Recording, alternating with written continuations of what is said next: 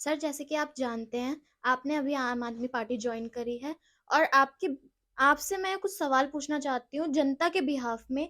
जैसे कि आपको पता है कि कुछ दिन पहले 2 से 3 दिन पहले एक एक्सीडेंट हुआ, एक हादसा हुआ महाकुंभ में, जहाँ पर लोग इतने सारे मर गए। वैसे तो सरकार बता रही है कि वहाँ पे सिर्फ़ 30 से 35 लोग ही मरे हैं, बट लेकिन हमें लगता है कि वहाँ पे ज़्यादा लोग मरे गए हैं। इतने सारे लोग घायल हुए हैं, छोटे-छोटे बच्चे 4 से 5 साल के बच्चे भी वहाँ पे कुचल दिए गए हैं। इस पे आपका क्या कहना है? देखिए, आपका जो सवाल है वो काफ़ी गंभीर सवाल है और मुझे लगता है कि शायद देश के नेताओं को या जो जिस जैसे कि कहें हम उस राज्य के मुख्यमंत्री को इन सवालों को एड्रेस करना चाहिए था। और वाक़ई में ये बड़ी दुखद घटना है। और इस दुखद घटना की अगर हम बात करें तो इस घटना में जिन लोगों की मृत्यु हुई, मैं ये इस घटना की में मारे गए लोगों की मृत्यु नहीं मानता हूँ। मैं ये मानता हूँ कि उन लोगों की हत्या की गई है, उन लोगों का मर्डर किया गया है। क्योंकि जिस तरीके से आपने लोगों को बुला लिया, आपने बोला बहुत अच्छी व्यवस्था है, बहुत अच्छी व्यवस्था है, लोगों ने आपके ऊपर विश्वास किया।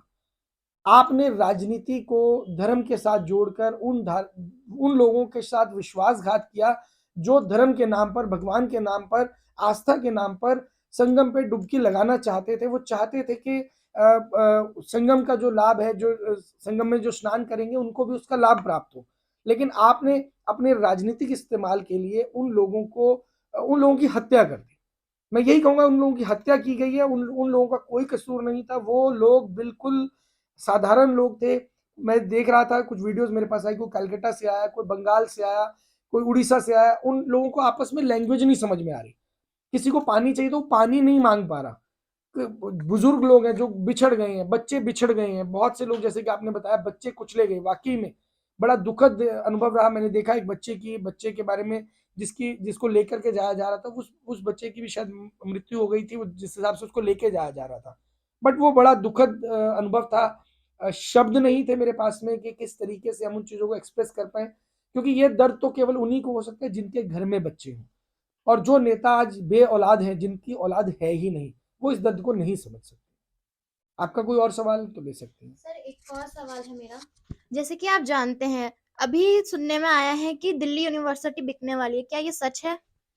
देखिए, देश में जितने भी संस्थान हैं, आप देखेंगे तो स्टेप बाय स्टेप सारी कंपनियों को बेचा गया है। बारी-बारी करके कंपनियों को इसलिए बेचा गया कि आप देश की संपत्ति कुछ चंद अमीर उद्योगपतियों के हाथ में दे दी जाए और उसकी आय का साधन जो है वो उन अरबपतियों के, उन अमीर लोगों की जेब में जाए।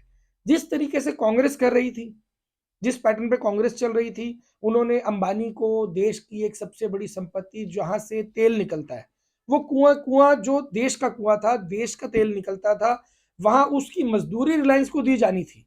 कि आप कोई काम कर रहे हैं, आप तेल निकाल रहे हैं, जैसे कि मान लीजिए आपका कोई घर है, बंगला है, आपके घर में कुआं है, आप वहां पर एक नौकर को रखते हैं कि आप पानी निकाल करके पिलाएंगे हमें। लेकिन अब घर में एक निकम्मा व्यक्ति होता है जो साइन करके देता है कि भाई नौकर, आज से ये कुआं तेरा हुआ और आज के बाद घर का कोई भी व्यक्ति अगर पानी पिएगा तो उससे खरीद कर पिएगा। आप ये बताइए, वो कुएं का मालिक क्या कभी वो नौकर हो सकता है? वो तो कुआं उस मालिक घर का कुआं है, भारत का कुआं है जहां से तेल निकलता है। तो कांग्रेस ने सबसे बड़ी गलती की, वो कुआं जो है उस नौकर के हाथ बेच दिया, जिससे कि आज देश को बहुत भारी नुकसान हुआ। और लोग भारतीय जनता पार्टी को गाली देते हैं। मैं ये कहता हूं कि भारतीय जनता पार्टी कुछ गलत नहीं कर रही, क्योंकि वो क्या कर रही है, वो वही उन्हीं चीजों को तो आगे बढ़ा रही है जो कांग्रेस ने की। आज अगर एयरपोर्ट बिक रहा है, रेलवे बिक रहा है, जितनी भी चीजें प्राइवेटाइजेशन हो रही हैं, एलआईसी बिक रही है, बैंक बिक रहे हैं, जो भी चीजें बिक रही है, खरीदार कौन है? अदानी। केवल एक अदानी ही तो है। और ऐसे ही अगर आज यूनिवर्सिटी बिकती है तो उसका खरीदार कौन होगा? न्यूज चैनल जो बिके हैं वो भी अदानी ने खरीदे, अंबानी ने खरीदे।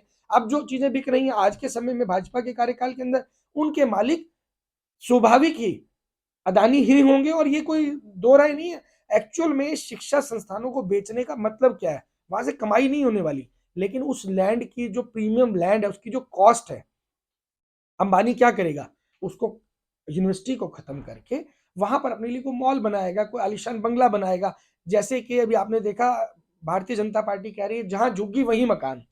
लेकिन वो ये नहीं कह रहे वहां किसका मकान। सच्चाई ये है, जहां झुग्गी वहीं मकान, लेकिन वो मकान उनके दोस्त का मकान, गरीबों का मकान नहीं। गरीब को खत्म करना चाहते हैं ये लोग। एक आखिरी सवाल और है मेरा। जी। जैसे कि आप जानते हैं कि अभी इलेक्शंस आने वाले हैं हुँ। और आप आम आदमी पार्टी को सपोर्ट करते हैं, उनके एक नेता की तरह उनको सपोर्ट करते हैं, एक अच्छे कर्ता की तरह सब जनता का भला ही चाहते हैं। तो जैसे कि आप जानते हैं कि कल दिल्ली में एक हादसा हुआ, एक आम आदमी पार्टी के कार्यकर्ता को ही बहुत मारा गया। उनकी इतनी बुरी हालत कर दी कि वो मरने की हालत में हो गए थे और उन्हें हॉस्पिटल में इमीडिएटली हमें एडमिट करना पड़ा। इसमें आपका क्या कहना है? देखिए ये तो मैं ये कहना चाहूँगा देश में लोकतंत्र की हत्या। पर्चा अगर कोई भारतीय जनता पार्टी वाला बाँटे तो जायज़ है। भारतीय जनता पार्टी वाले लोग जनता को वोट खरीदने के लिए नोट बाँटे तो भी जायज़ है। भारतीय जनता पार्टी वाले लोग भगवान की कसम खिलाएँ, माता रानी की कसम खिलाएँ तो जायज़ है। जमुना में पानी पीकर उस जमुना में थूक दिया जाए, अपमान किया जाए यमुना मैया का, तो वो भी जायज़ है। लेकिन आम आदमी पार्टी के लोग अगर चुनाव के समय में पर्चा नहीं बाँटेंगे तो क्या बाँटेंगे? पर्चा ही तो बाँटेंगे। और ऐसे में पर्चा बाँटने के लिए अगर हमारे वॉलंटियर को जो कल मारा गया, अत्याचार हुआ, उसकी उसको इतनी बुरी तरह पीटा गया कि उसको अस्पताल में एडमिट करवाना पड़ा। तो बड़ा दुखद है क्योंकि हमारे साथ जितने भी लोग जुड़े हैं वो आम घरों के लोग हैं। आप जैसे लोग हैं, हम जैसे लोग हैं, आम घरों के लोग जुड़े हुए हैं। और उन लोगों के ऊपर अत्याचार करने का मतलब है कि जनता के ऊपर अत्याचार करने में भाजपा, कांग्रेस कभी पीछे नहीं हटती है।